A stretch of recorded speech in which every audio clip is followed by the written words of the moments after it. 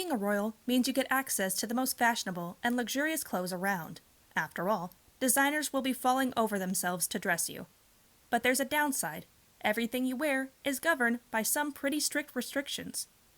In the summer of 2020, Kate Middleton chose a particular outfit that wasn't quite in keeping with royal protocol, and the Queen may well have disapproved. Kate was making a public appearance at the Nook, which is part of East Anglia's children's hospices. The Duchess of Cambridge is patron of their charity, and she visited on June 27th to help plant a garden with the people there. Kate interacted with the families at the hospice and was very moved to hear their stories. One little boy, called Sonny, gave her a bracelet, and she put it straight on her arm. The Duchess then got to work planting a new garden for the children to enjoy.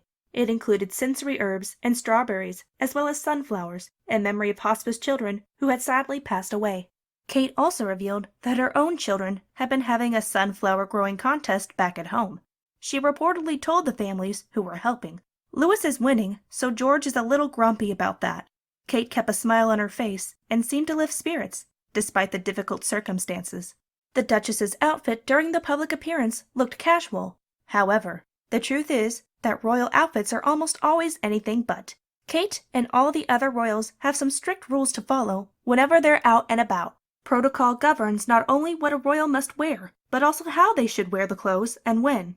Kate obviously didn't wear a tiara to the children's hospice, but these items alone are a minefield of protocol. They can only be worn at certain events and only by married women. As a result, single female royals don't get a sparkly headpiece. Weddings are a good time for them to come out, as the bride is meant to wear a family tiara. Military uniforms are similar in that they are also generally a part of royal weddings. Prince William, of course, wore his bright red military attire for his wedding to Kate. The uniforms also come out during any royal event British soldiers are involved in, such as Trooping the Colour. And they're not just for men.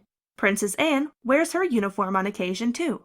Royal protocol even dictates what the young children of the family should wear. Prince George, the heir to the throne, is never seen in public wearing pants. He has been dressed in shorts for all of his life so far. Furthermore, royal etiquette experts were happy to explain when people noticed this and started to question it. In 2018, etiquette expert William Hanson told Harper's Bazaar magazine, "Trousers, pants, are for older boys and men, whereas shorts on young boys is one of those silent class markers that we have in England. Although times are slowly changing, a pair of trousers on a young boy is considered quite middle class, quite suburban, and no self-respecting aristo or royal would want to be considered suburban." Many of the royal fashion rules for women apparently involve maintaining a sense of modesty. A major wardrobe malfunction would probably make headlines all over the world, and that's the last thing the royal family wants. Already, Kate's skirt has almost blown up to reveal her underwear a couple of times.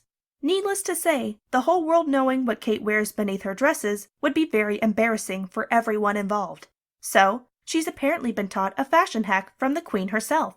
The monarch has tiny weights sewn into the hemlines of her dress so no gust of wind can lift them up, according to the website Mental Floss. And for obvious reasons, the women of the royal family generally don't wear short skirts at all. Their dresses remain more or less at knee length. It's also encouraged that the royal ladies wear pantyhose for an extra level of modesty. This rule seems more negotiable though, as Meghan Markle sometimes goes without.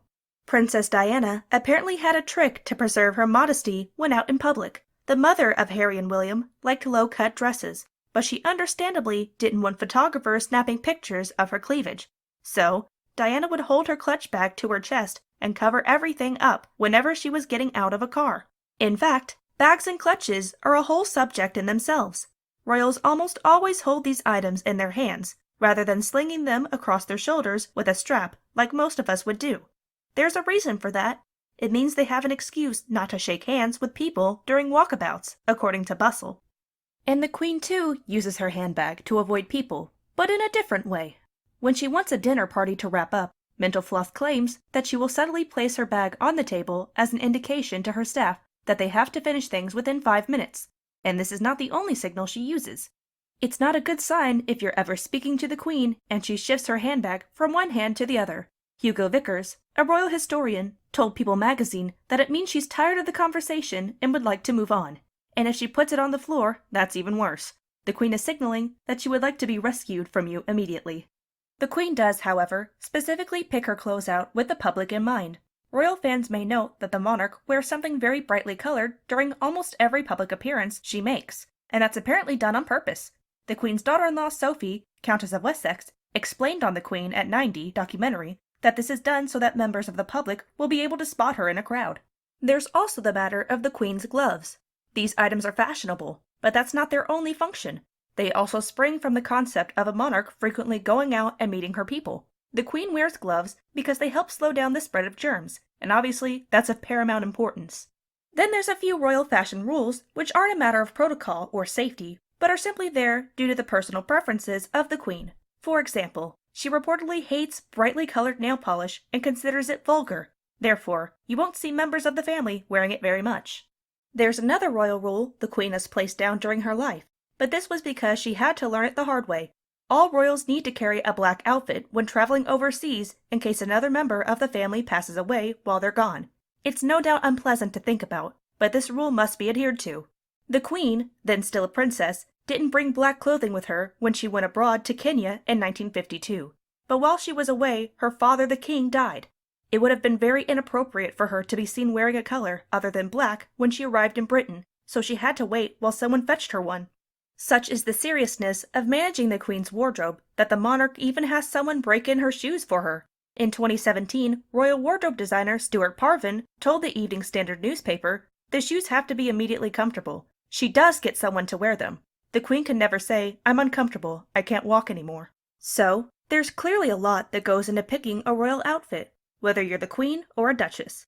Kate's outfit for the Nook Children's Hospice outing seemed well chosen at first. It was highly praised by royal fashion fans, despite the fact that there was a noticeable rule break in there.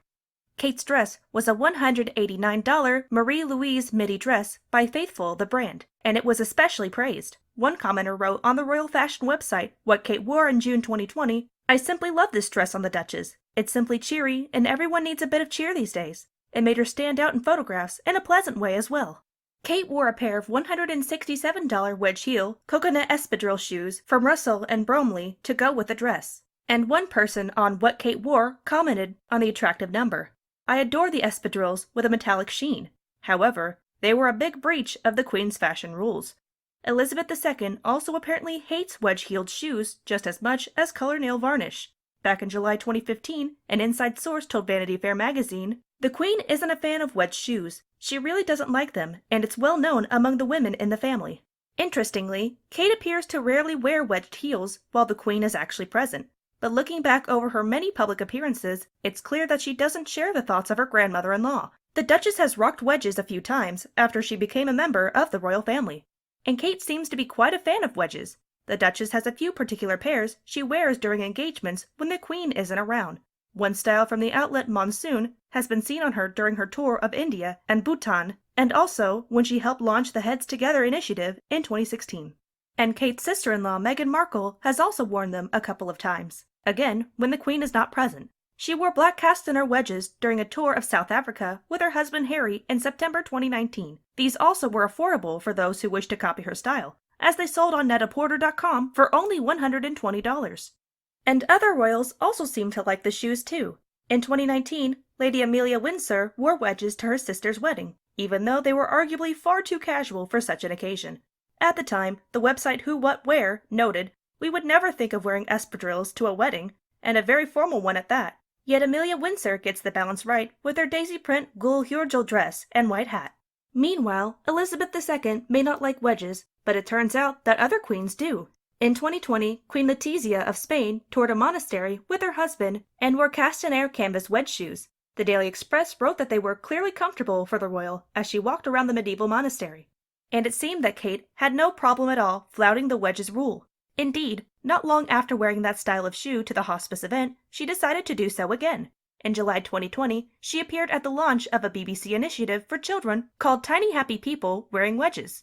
The What Kate Wore website noted that the shoes the Duchess had on during the BBC event were cast-iron Carina wedge espadrilles, which retailed for $190.